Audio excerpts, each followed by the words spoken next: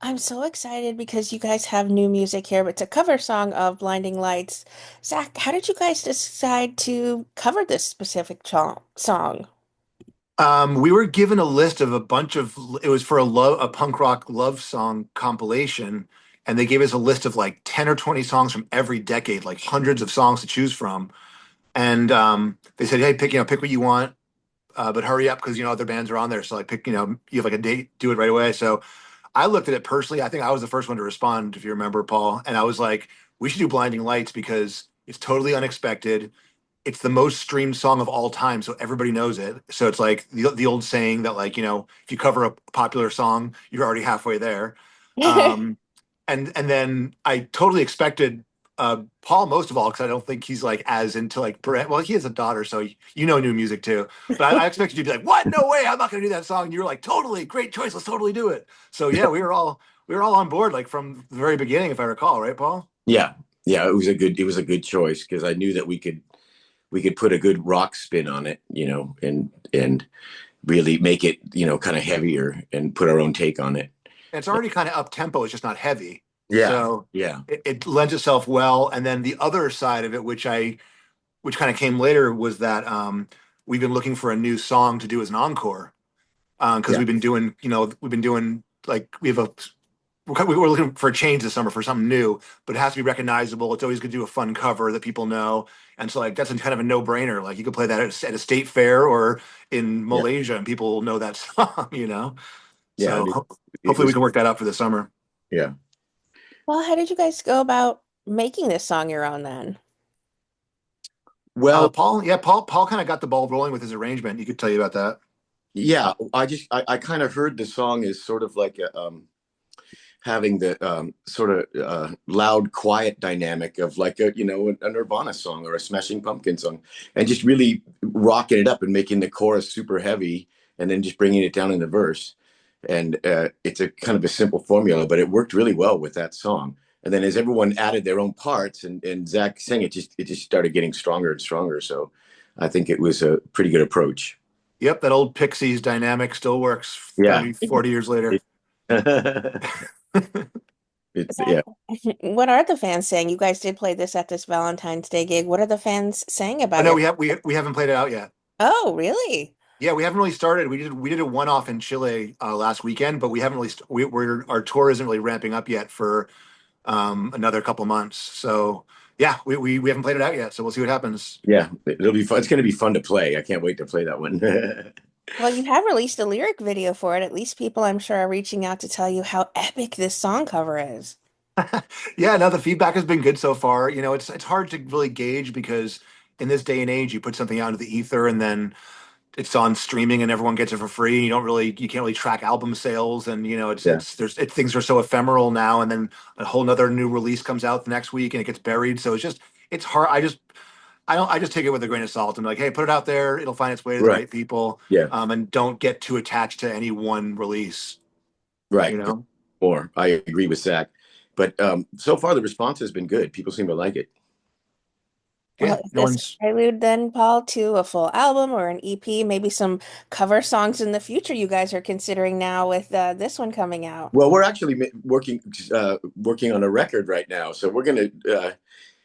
We've done it. We've done enough covers for now. It's time to get like some original music going, and Yeah. so we're actually you know Yeah. beginning to on a record right now, like a full length LP. So it's going to be a lot of fun. We have like 20 songs ready to go, and we're just going to do them all and then sort them out later. Yeah, we have a bunch of songs. We've already started the process of pre-production, and yeah, hopefully we still have a couple months before summer really gets kicking in. So hopefully we can bang that out and get it, all nice and shiny, and have something new for this tour this summer. Yeah, yeah. It'll. We got the ball rolling, so it's And a lot of the material is going back to the roots of the old stuff. So it's going to be a lot more heavier punk ska, kind of like yeah, OG Smash Mouth influence with some poppy stuff thrown in here and there. But like that's kind of the angle for this one. yeah. Back to the roots. Well, since you guys are headed out on tour this summer, what are some of your favorite Smash Mouth songs to still perform live?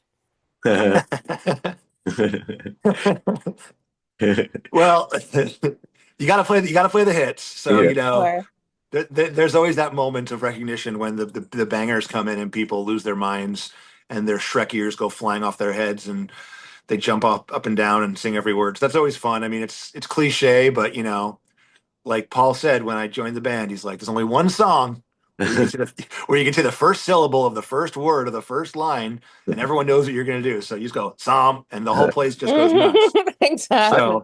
So, that's that, and that always comes at the end, you know, near the end of the end of the set. So it's like it's a very big build up to that moment of release. So that's always fun. And Yeah. the other one that's fun for me is just Never Gonna Give You Up because we did that cover when I joined, and it's kind of a, out of left field cover that no one really expected. And when we play it, just like it's a total fan favorite, and people lose their minds over it. So that one's always fun too. Yeah, and we change our set list. You know, we're going to have a new set list this year, so we have a lot of material to choose from, and Yeah, so yeah, it's always fun to mix things up every year.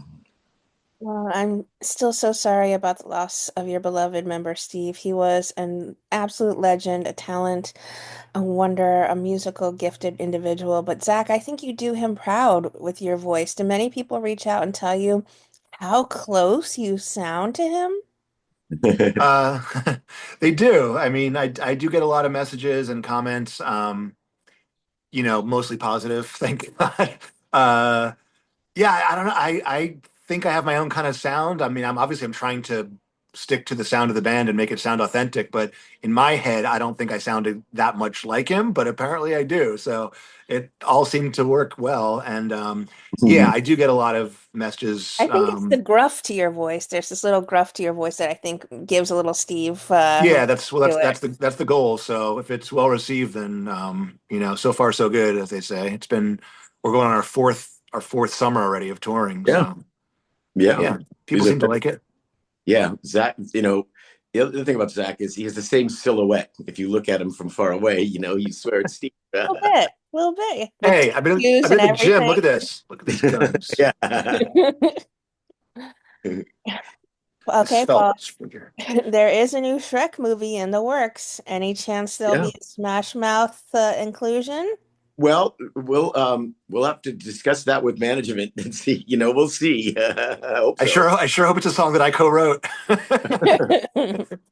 What does it mean to you, Paul, then, to still be all of this time be such an iconic band, one that people recognize, as Zach said, from one syllable of a song? It's What that does it movie. You mean? know, it's been a godsend for us. It's been a blessing because every new generation, you know, every child in the world is going to watch that movie. You know, from now till eternity. It's like we didn't know at the time that it would just be such a you know, you never know about these things, but it's been a wonderful, you know, boon for us, and it's just like the gift that keeps on giving.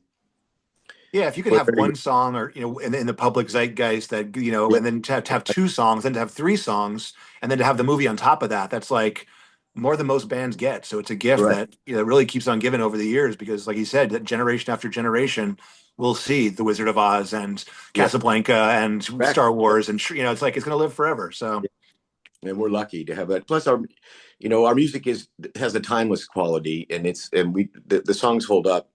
yeah, So it's you know, we're fortunate. Um, you know, it's a great combination. agree. Zach, you're headed out on tour this summer. Where are some of your favorite places you're looking forward to performing? We're doing a lot of Canada shows, so there'll be some bloody Caesars involved. Yeah.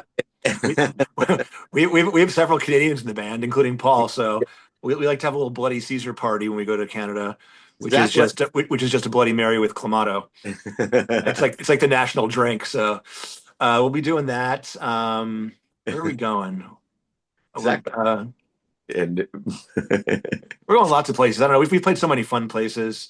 Um, and you know what you kind of find as you go around town is that, or around the country and the world, is that you know I don't want to say it's the same, but it's like there's a music scene everywhere. There's kids everywhere. There's families everywhere. There's you know people basically want to have a good time, and when a big band comes to their town, you know, especially if it's in the middle of nowhere, or you know what we consider nowhere, from you know, we'll go there and we'll be like, where is this? I've never even heard of this town. It's in some you know somewhere in Iowa or Kansas, and you get there and it's like 10,000 people show up, and it's this beautiful venue, and yeah, everyone's having a great time. So they're all fun, you yeah, know. Zach, agreed. What would you guys like to say then to everyone who are fans and supporters of Smash Mouth? People that keep coming out to the shows like that in masses because you still mean so much to them. Thank you. Um, yeah, it's great. Keep on coming out because the show gets better and better. The band is great. Um, we understand that the band has a legacy, and Steve's not around anymore. So some people are maybe skeptical and like, oh, it's not the same. It's not the same. Things change, and you give it a chance. Come on out and see how much fun the shows are. Yeah. There's a whole generation of people now that are going to see John Mayer and the Grateful Dead sell out stadiums that don't even know who Jerry Garcia was. It's like it's crazy. Things evolve, and Yeah. yeah, there's a new singer, yeah, but it's been like I said, 4 years. The shows are amazing. The energy is there. The musicians are all on fire. There's tons of hits, and it's just a big old party. So come on out and say hi. And Zach is the perfect combination of being himself and being enough like Steve, like physically. And you're right, he does have some gruffness. So he's the perfect guy to have replace Steve if anyone could. So the Smash Mouth show is still um, it does the legacy justice, and it's stronger than ever. So yeah, I agree with Zach.